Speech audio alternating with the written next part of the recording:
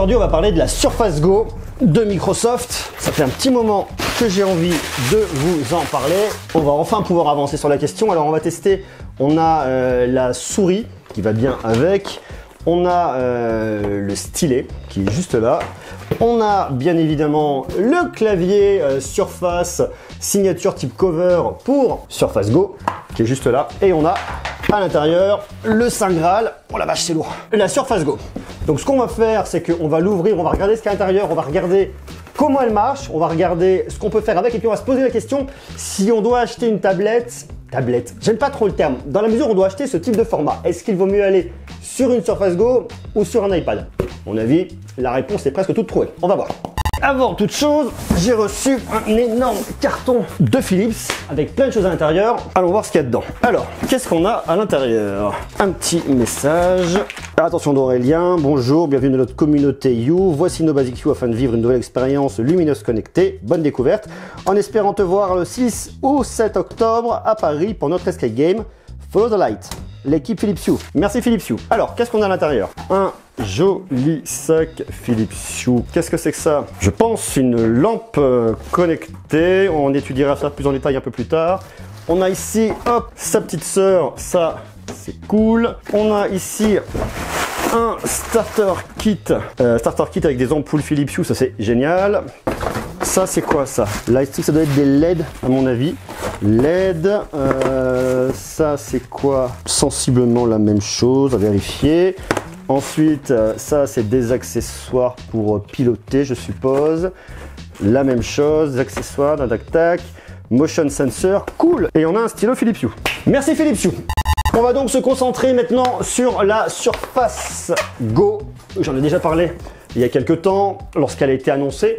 Ça m'a l'air d'être une solution qui est vraiment hyper intéressante. J'ai testé il n'y a pas très longtemps la Surface Pro. Je ne sais pas si vous avez vu la vidéo, si ce n'est pas le cas. Je vous invite à aller jeter un petit coup d'œil. Ça m'a l'air d'être une bécane qui est vraiment top. Donc on va la tester, on va regarder un petit peu ce qu'on peut faire avec. Puis je vous ferai mon retour à la fin. Voilà la boîte, hop, Surface Go. Déjà on arrive directement sur le produit. Alors y aller doucement pour pas tout jeter de tous les côtés, ce qui est d'ailleurs ma spécialité. J'adore. Joli format, hyper premium. Alors on a bien évidemment, si vous connaissez la gamme Surface, vous pouvez l'ouvrir pour la poser comme vous le souhaitez. Vous pouvez l'ouvrir davantage pour la poser en mode un peu plus tablette. Vous la réglez comme vous voulez pour bosser. Ça, c'est vraiment une spécificité de la gamme Surface et je trouve ça vraiment super d'avoir cette partie-là à l'arrière qui est très flexible. Ça vous permet vraiment de le caler comme vous voulez, de faire ce que vous voulez et c'est vraiment un superbe outil. Microsoft Surface Go. Ça doit être de la documentation qui explique un petit peu le guide de démarrage, comment ça se passe. Voilà, ça c'est cool. On a ici ensuite, ça doit être les chargeurs, à mon avis. C'est ça, bloc d'alimentation. Ah, c'est cool comme c'est fait. Bloc d'alimentation pour votre Surface Go. On a ensuite ici la petite souris, le Surface Pen qui est juste là. J'adore. Et on a ici le clavier en Alcantara, signature type cover. En fin de compte, pour le connecter, c'est super simple. Vous avez en dessous, sur votre Surface Go, la connectique là. Vous le présentez en face. Ça s'aimante, ça vient tout seul trouver son chemin. Vous le refermez et ça vous fait votre petite je sais pas si on peut appeler ça tablette, ordinateur 2 en 1, directement fermé. Donc ça c'est cool. Ça fait plusieurs jours que je teste cette Surface Go. Maintenant, il est temps de vous donner un petit peu mon verdict. Et vraiment, ce que j'adore, je ne sais pas si vous avez vu, c'est Windows Hello. Je ne sais pas si vous connaissez Windows Hello, c'est un peu le Face ID-like en tout cas, de Microsoft. C'est-à-dire que vous éteignez, vous rallumez, ça vous scanne directement le visage, ça vous reconnaît. Bonjour Monsieur Greux, bim bam boum, c'est parti, on démarre. Donc vous avez plusieurs possibilités là-dessus. Ce que je trouve vraiment cool là-dedans, c'est l'aspect visuel. J'enlève tous les accessoires, j'ai l'aspect visuel, j'ai dans la main une tablette. Mais si vous connaissez la gamme Surface de Microsoft, vous saurez quand ça s'arrête pas là, vous avez la possibilité de l'ouvrir comme ça, hop, vous pouvez l'incliner jusqu'à 165 degrés. Ça, c'est vraiment génial parce que ça vous permet effectivement de l'utiliser comme une tablette pour pouvoir la poser, pour pouvoir regarder des films, des vidéos, pour pouvoir bosser avec votre stylet. Mais ça, je vais le détailler dans quelques instants.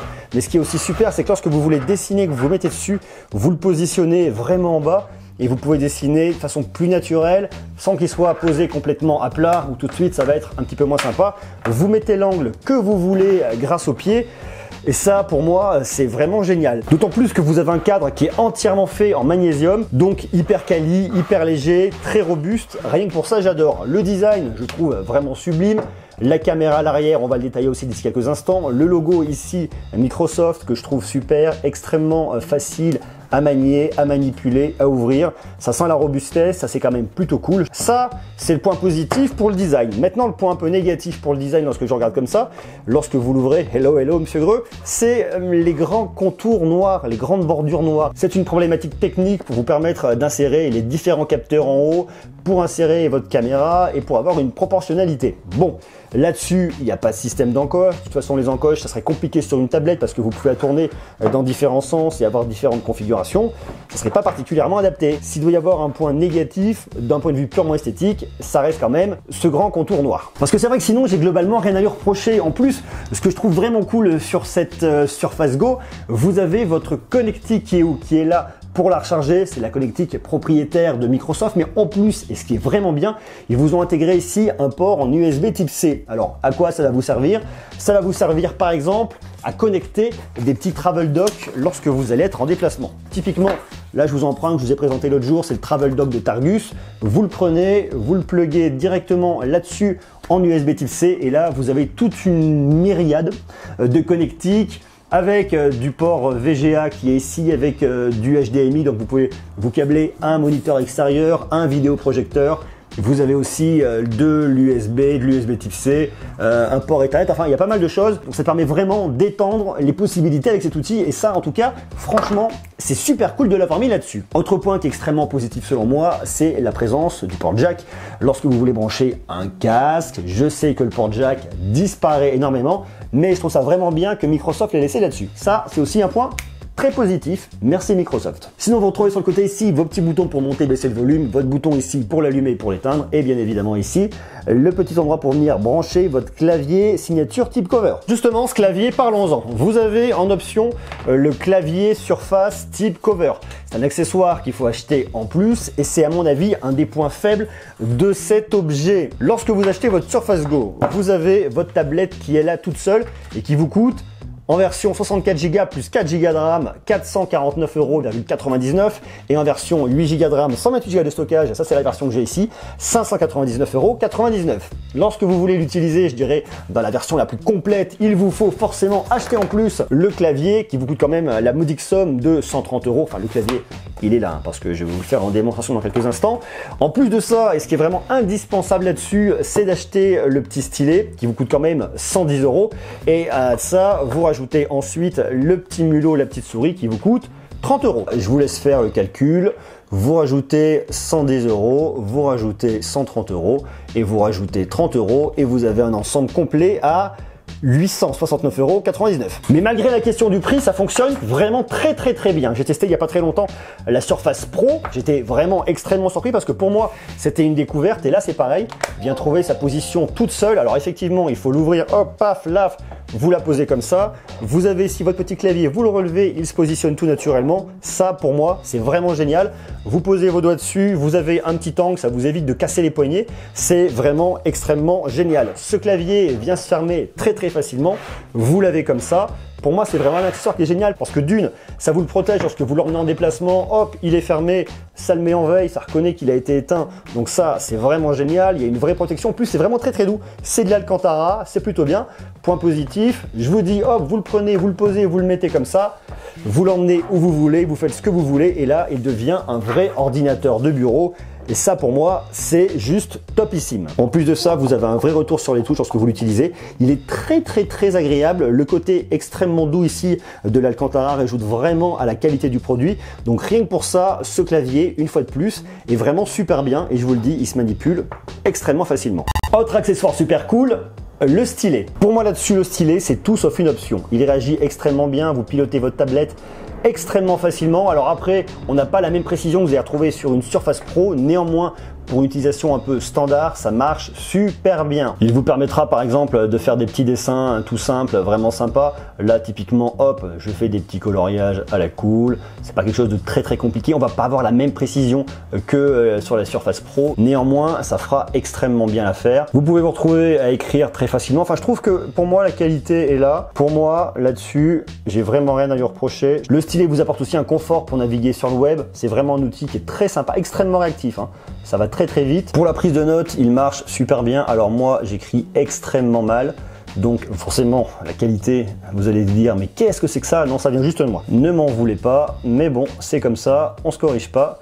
C'est pas faute d'avoir fait des cahiers d'écriture étant gamin jusqu'à très longtemps, comme quoi ça ne sert strictement à rien. Donc pour la faire simple, le combo Surface Go, clavier et stylet marche très bien, d'autant plus que le stylet est aimanté, vous le posez là, comme sur la Surface Pro, c'est plutôt cool. Mais il me semble qu'il y a un autre accessoire qui se trouve juste là, c'est le petit mulot. La souris, c'est un peu l'accessoire en plus pour vous permettre de l'utiliser comme un vrai ordinateur.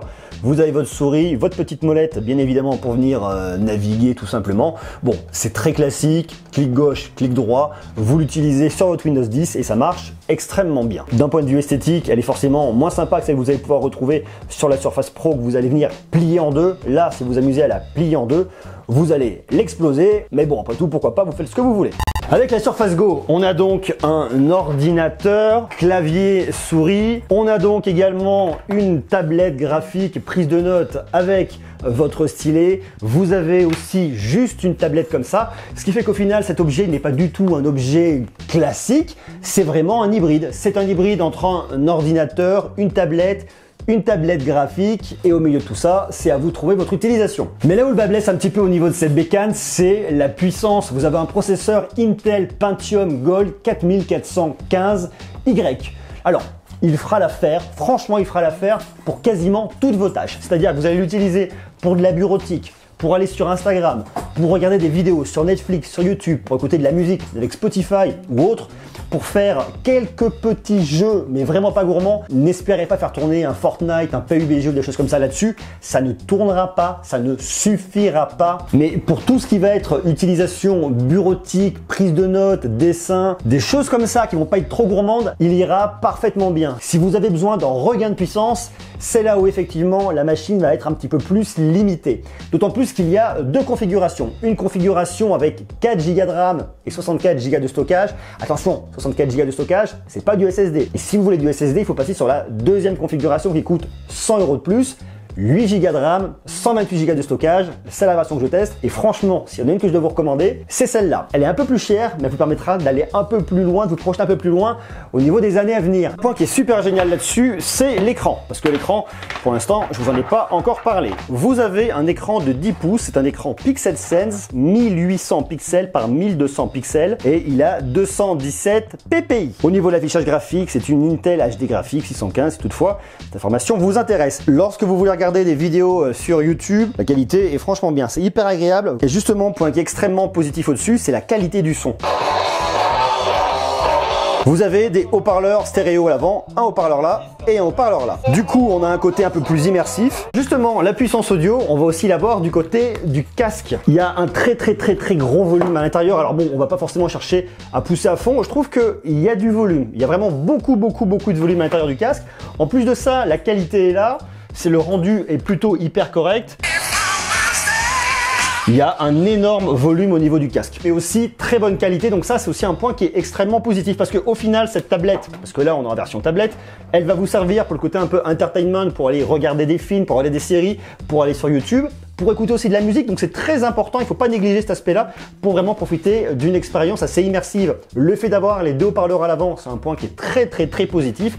Le fait d'avoir une excellente qualité au niveau du casque, c'est aussi un point qui est vraiment très positif. Au final, on a un accessoire qui est une tablette, qui est une tablette graphique, qui est aussi un ordinateur, qui permet d'avoir une bonne qualité vidéo, qui permet d'avoir une bonne qualité audio. Au final, c'est une espèce de produit un petit peu couteau suisse. On peut faire plein de choses avec.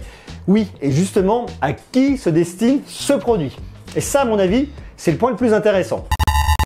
À la différence d'une Surface Pro qui, comme son nom l'indique, se destine vraiment à un usage professionnel, une Surface Go se destine pour les clients professionnels et du secteur de l'éducation. Je suis d'accord et pas d'accord. C'est-à-dire qu'effectivement, la Surface Go va se destiner aux professionnels pour de la prise de notes, pour de la bureautique, pour du déplacement, parce que c'est vraiment un objet hyper compact. Vous l'emmenez partout avec vous, vous le glissez dans un sac à dos très facilement. C'est du 10 pouces, c'est tout petit. Pour du déplacement professionnel, pour des commerciaux qui par exemple doivent faire des rapports, à faire du Excel ou avoir des logiciels derrière. Mais à mon avis, ce produit, il se destine surtout au grand public et surtout au côté éducation. Donc, aux étudiants. Aux étudiants parce que ça leur permet d'avoir un outil qui ne fait pas du tout de bruit. Vous n'avez pas à avoir un ventilateur qui tourne pour bosser par exemple dans un amphithéâtre, à la fac ou dans une bibliothèque universitaire ou que sais-je encore.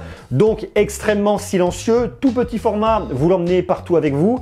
Vous avez votre ordi, vous pouvez faire des photos, ça on va le détailler dans quelques instants, avec effectivement l'appareil photo ici. Vous pouvez faire du Skype, de la visioconf avec l'appareil photo à l'avant. Donc c'est vraiment un outil qui est extrêmement flexible et on peut faire beaucoup de choses avec. On peut aussi l'utiliser pour un usage familial, comme je vous le dis, pour du loisir, regarder des séries, mettre des dessins animés pour vos enfants, visionner des photos, des souvenirs, faire ce que vous voulez, votre petite bureautique, votre compta, tout ce que vous voulez, vous pouvez le faire directement là-dedans. Donc c'est vraiment un outil qui se destine, à mon sens, au grand public, aux étudiants et aux professionnels qui n'ont pas besoin d'avoir beaucoup de puissance à l'intérieur. Côté hyper pratique, c'est, je vous le disais, son format qui est très compact, facile à emmener partout. Je vous prends ici un petit sac à dos, format vraiment mini sac à dos.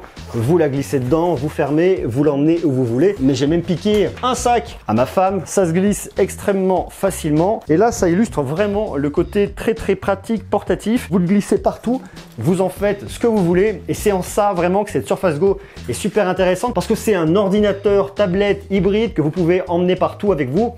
Et ça, c'est génial. Qu'est-ce qu'il en est de l'autonomie? Parce que Microsoft nous annonce une autonomie allant jusqu'à 9 heures. Bon, 9 heures, ça dépend bien évidemment de votre utilisation, ce que vous allez faire tourner, si c'est un peu plus gourmand, pas gourmand.